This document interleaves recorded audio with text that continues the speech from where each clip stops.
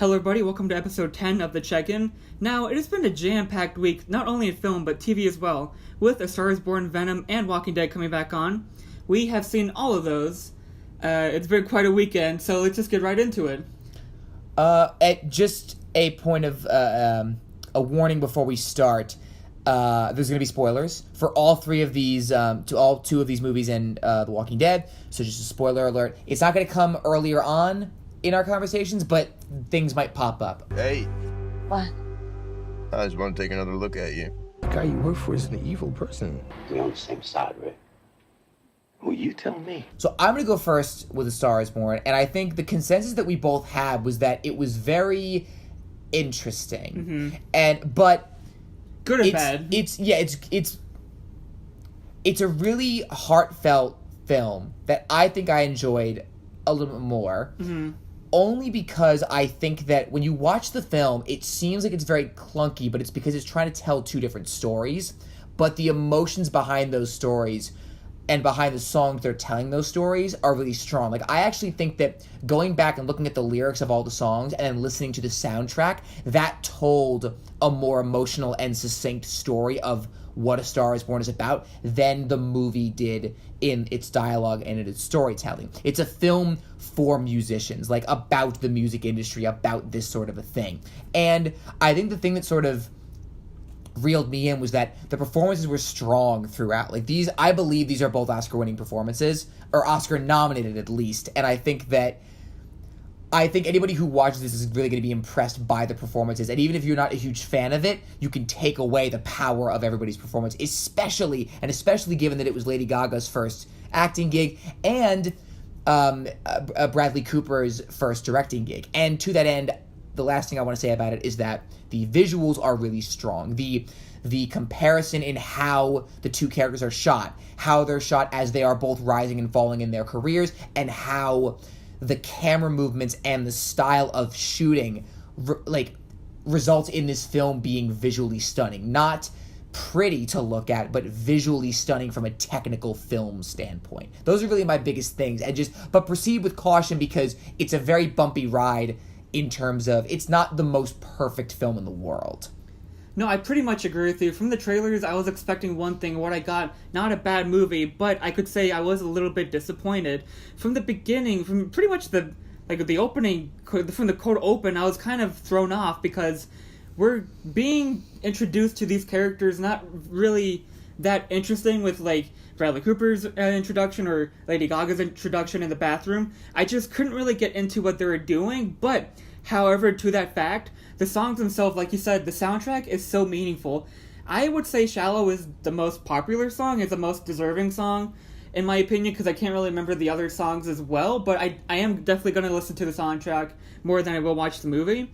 However, the biggest negative I could say is that the pacing is all over the place. It's not really a messy movie. It's not like it's like bad editing, bad directing, because I love the directing. Bradley Cooper did an amazing job. But the way they decided to show events, I felt like I was either at a concert watching them play a song for 2.5 minutes, or just watching life events being told, just being shown at me like I was watching like a little documentary per se.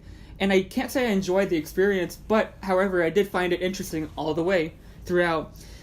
To that point, I will say the ending, I won't spoil what happens, but the meaningful moments were kind of predictable, in my opinion, because we're being told and shown, which sounds like a good thing, and it's a great drama. However, they set up things that come up near the last 5-10 minutes of the film that I didn't, I didn't find I was personally attached to. I didn't cry. I did hear some sniffles, but me personally, I found that the acting, directing, and everything visually, technically were brilliant, more to par than the story and the actual characters themselves in it.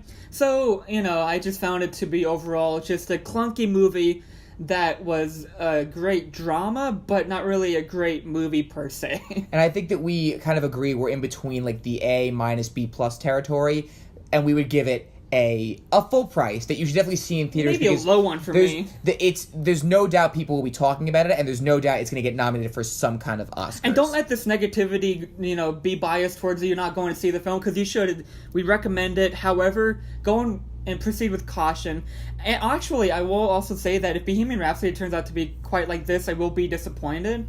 But I think that's all we really have to say about A Star Is Born. And A- low full price for me. in stark contrast, Oh, yes. we have Venom, which Ugh. I feel like was sort of what everyone thought it was going to be in a sad kind of a way. It wasn't like what the expectations were fulfilled and you yourself felt fulfilled. You sort of felt yourself go, okay, I was right. And you give yourself a mental high five. You give yourself a mental high five, but realize that you have to sit for an hour and like 40. It's the one thing It's I'll a say. short movie. It is a short movie, and the commercials and the trailers and the Post-credits scene. post-credit stuff and there's the let's talk about the it, one yeah. that we saw. There was 5 minutes of Spider-Man Into the Spider-Verse. So much Which looks of fine, so much of the runtime is padded with what it actually is. I mean, in the if film. we're going from there, the ending is Woody Harrelson basically saying, "Hi, I'm Carnage." It's like, okay. Yeah. But overall, I felt my biggest problem with the movie is that throughout the beginning, every single time they would go somewhere, I could see where I would fix it.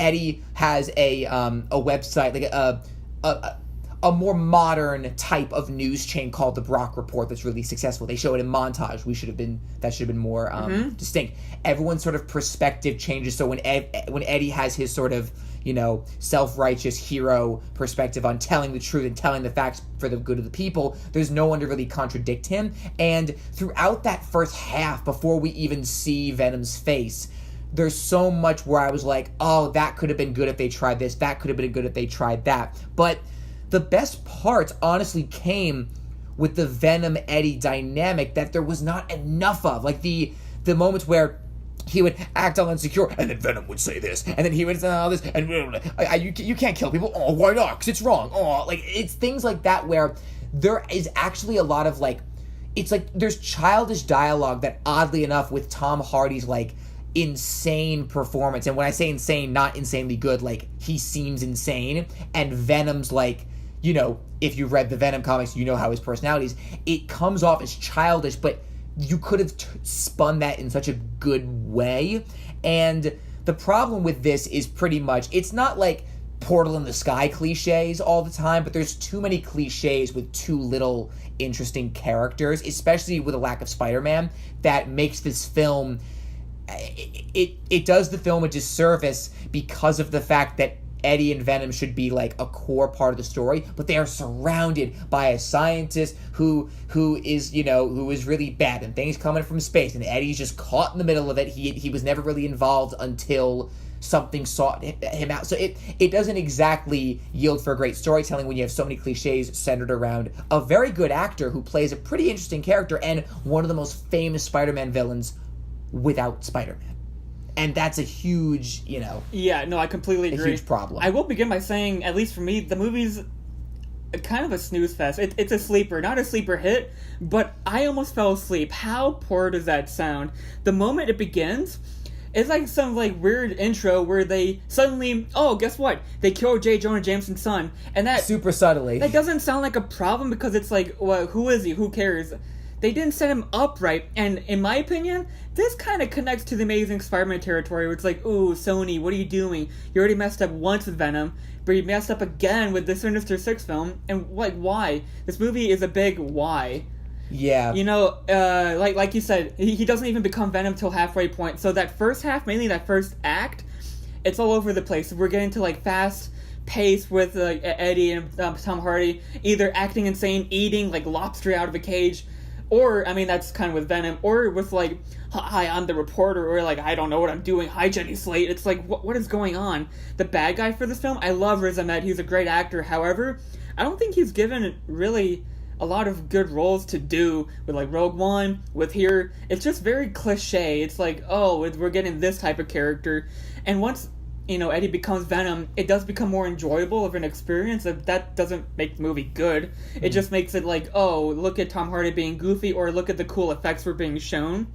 Also, the one thing to mention here is that the acting may not be bad, but the stuff they have to say, the dialogue is incredibly either childish or like on the nose, like, guess what they're gonna do? The final conflict is like both them tearing apart, and then okay, spoilers, Venom has to burn himself, but then, oh, he's okay, he's living through him. And we're getting the final scene where it's like, you know, we're gonna eat your face and your arms, you're gonna be like a turd in the wind or something. And it's just like, where are we going with this? Like, what's your future plan? The action is fine. The film is okay. Like, it's more of like, you know, lesser Marvel films, like Guardians 2 or like Ragnarok for us, where it's like, okay, well, I guess I enjoyed it, but I can't say I liked it. Yeah, and it's not even that it was enjoyable, because it's still bad.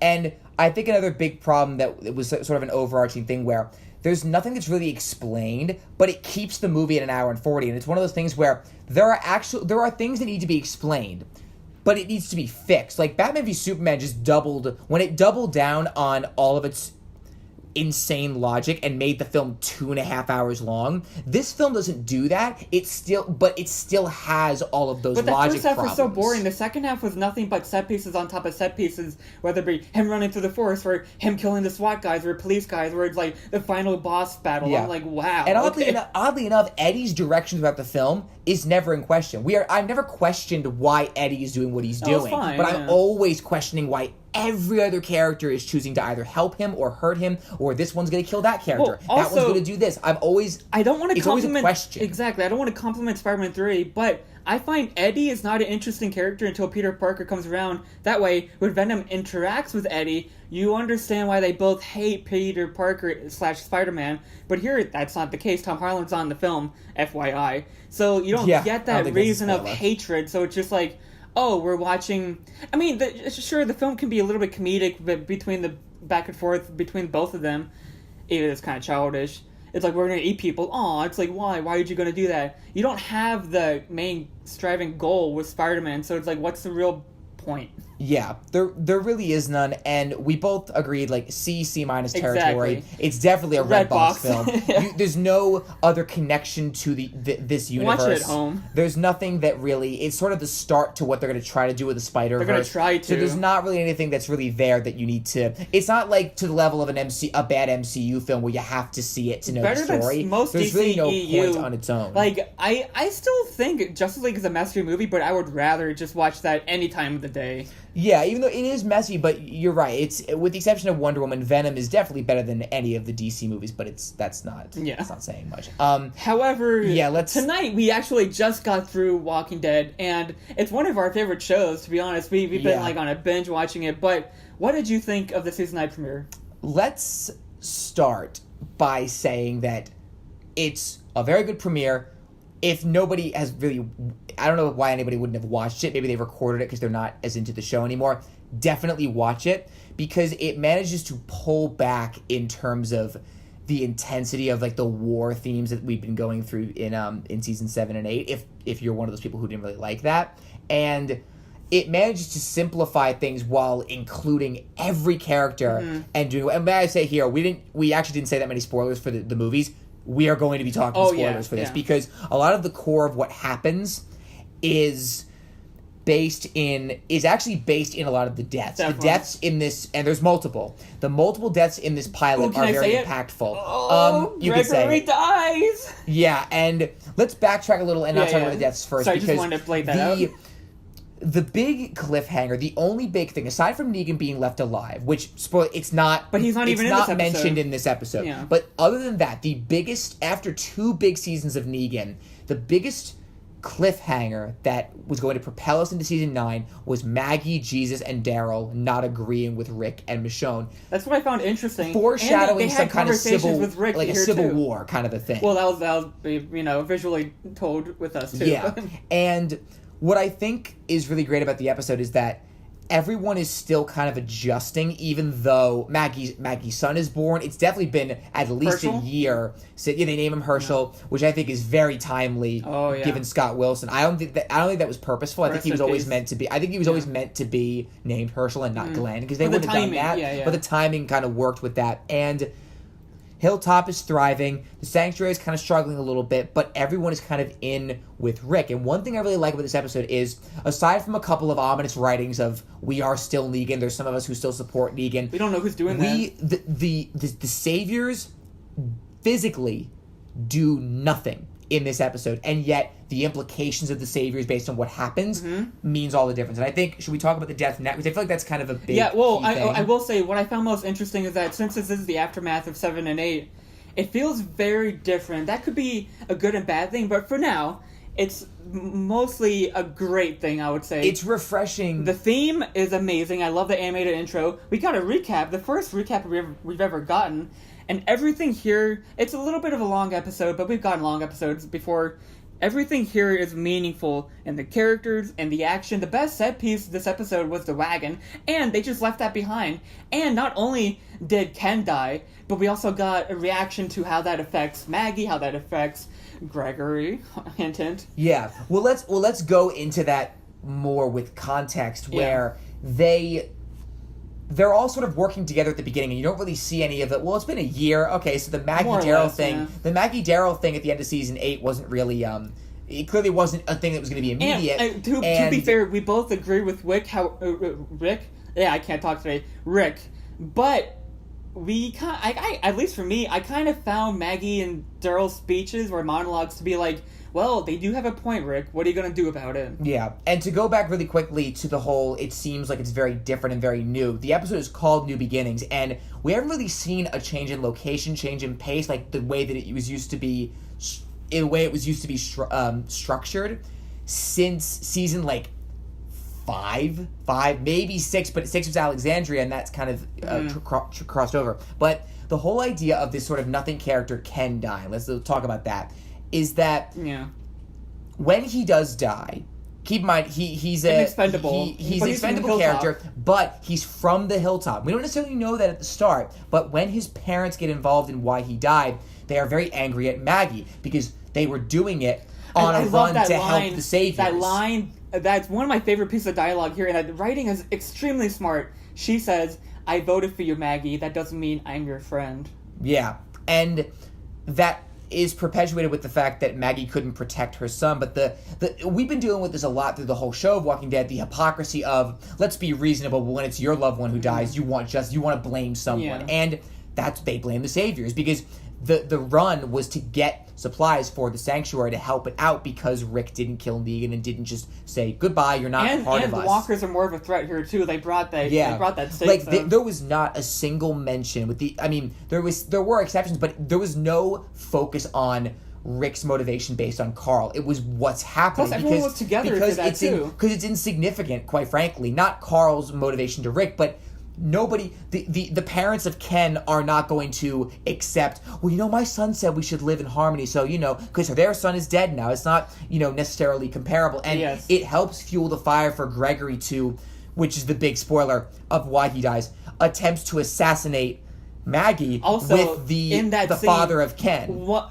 Most of the saviors that were kept by Maggie, they helped protect her as well. It's mentioned that she trusts them more than Gregory, who actually built Hilltop. Oh yeah, exactly. When the what happens is, if you've seen the episode, I don't know why you'd be listening to this if you haven't. So when the hooded Ken's father, Earl is his name. Yeah. When hooded Earl goes to attack her, you don't know who it is.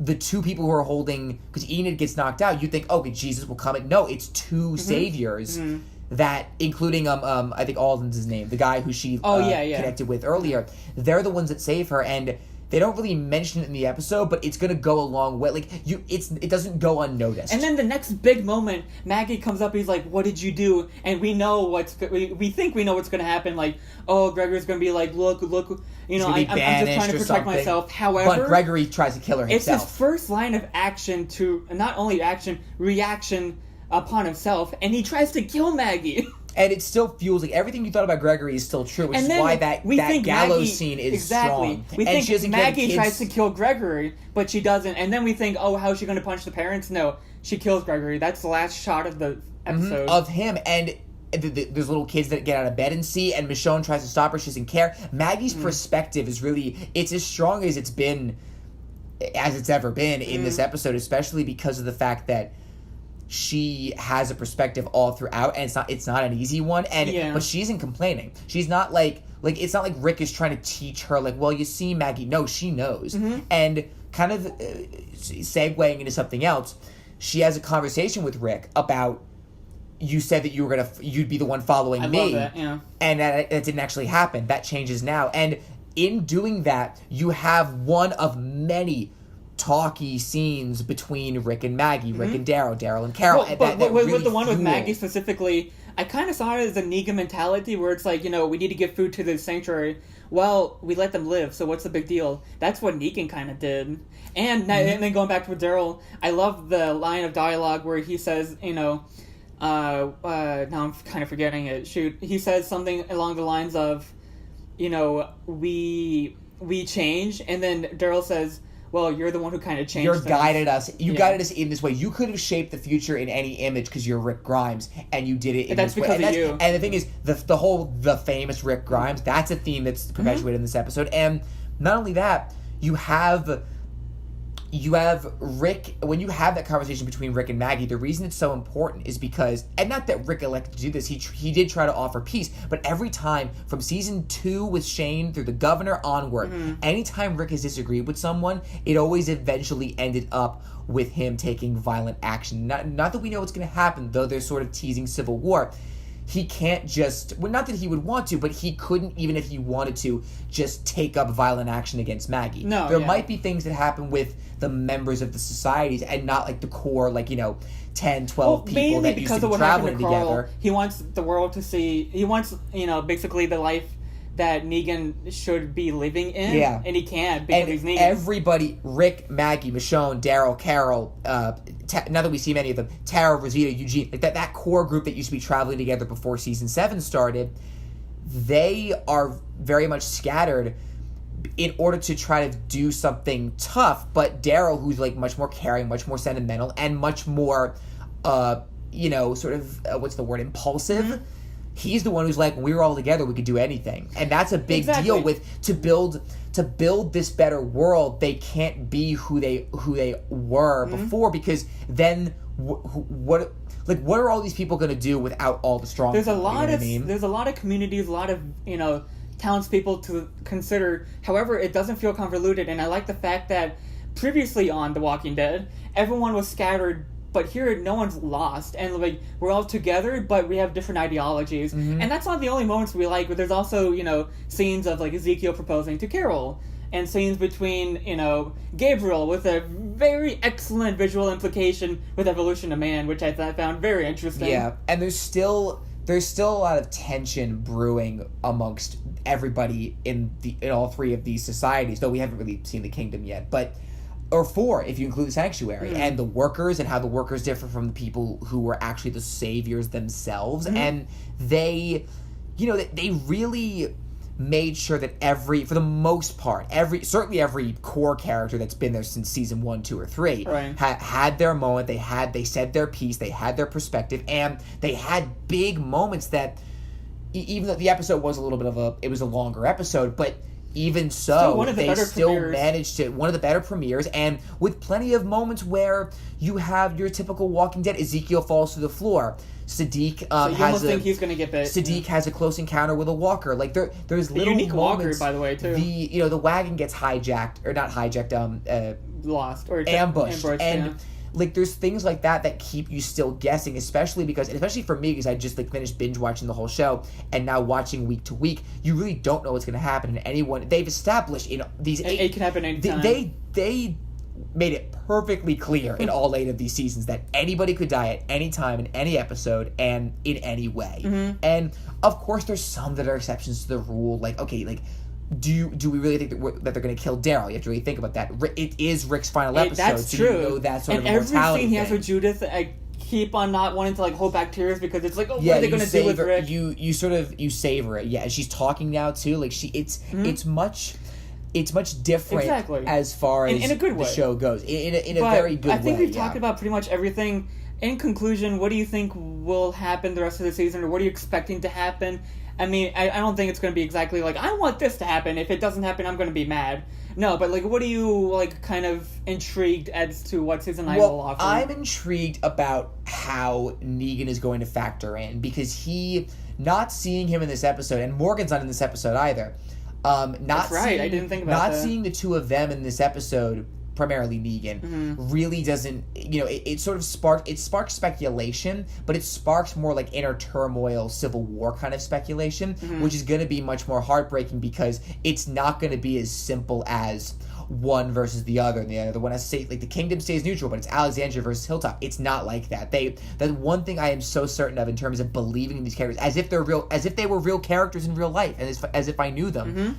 I have too much faith in these characters and their connection with each other to believe that any of them are going to cause the death of anyone else, especially after Glenn and Abraham. I think it's going to be definitely. I think it's going to be very different than, Rick is going to be fighting, quotes, with Maggie and Daryl because of Negan. It's going to be different than that. However, it's going to all come down to Negan and how he reacts to that as well. It's going to come down to, like, kind of doubling back to, like, remembering how season 2 was so confined, and exactly. how did they sort of cause that. I mean, also, we had that scene between Rick and Maggie, Rick and Michonne, where they're like, we kind of questioned about killing Negan ourselves, and should we go back to it? No. But we kind of, we're thinking the same things that Maggie and Daryl are thinking, but in a different context. Yeah, and the thing I was just saying about season 2 was that the core of season 2 is the simplicity, but with the tension, in that case, Sophia, and the conflict between, like, not one, but every character on Herschel's farm, and multiple parents, Glenn and Maggie, Herschel and Rick and Shane and Herschel, like, all these different things. You're going to have that, but with much more season 7, 8 implications, and it's not going to be just you're waiting for the next big epic moment like in seasons 3, 4, 7, and 8. Oh, yeah. It's going to be much more refined, especially because as of right now, you have more characters that are close, that are core characters that you thought of as quote-unquote the good guys, and less antagonistic forces, or potentially who's this mysterious, when Aaron first came to them, or when you hear about the governor and it's like, ooh, are they going to be antagonistic, and you don't know who to trust. It's not about that anymore. Like, they're dealing with walkers, they're dealing with clearing highways. They are the community. There's very few other outside forces. And to sort of also close it, I'm going to be interested in sort of the scene where that book of truth that the woman gave them from season 8, that's definitely going to come into play, especially as they build this community. It's going to be very interesting to see how the characters interact, and it's going to be interesting to see how the story kind of, results. Yeah, that's what we both thought. I can say, for the both of us, we would say, go see A Star Is Born with a crowded theater. However, if you want to go see Venom, see it at home. Wait a couple months for it to come out on DVD, Blu-ray, and just watch it at home, and if you can. Obviously, there's lots of different things lots of different A-list movie pass type things. If you are capable of going to see it, even though we said Redbox, if you're going to see it in theaters because you can spend the money, see it in Prime, IMAX, in that way, because that would be probably recommended. I don't even think we did, but it's on 3D. Oh, that's true, but I'm saying, like, that might help with the Star Is Born in Prime with the big sound speakers. Well, that definitely, but then I'm saying it might help with a bad experience with Venom. And also watch The Walking Dead. Watch The Walking Dead. Sunday if you haven't gotten into it and you're listening to this because you don't care about spoilers anymore because you stopped watching it, we recommend you get back on it if you keep it up to date. We recognize that season 5 is the worst season. However, we don't think it's bad. People might have dropped out, but if you're looking to get back into after 7 and 8, if you thought it was kind of different, and we thought in a good way, this might pick it back up for you. You never know. Well, yeah, and it was only one season in, or one episode in, and I think it's going to be a good sign. Yeah. So that's our reactions to everything this week. So thanks for hanging in there with us, and as usual, before you go see a movie or watch a TV show, check in with us first. Thanks for listening.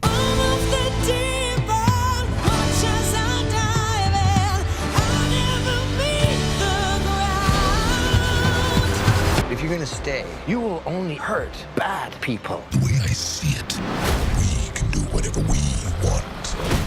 Do we have a deal? Don't you ever get tired of acting like you're still in charge?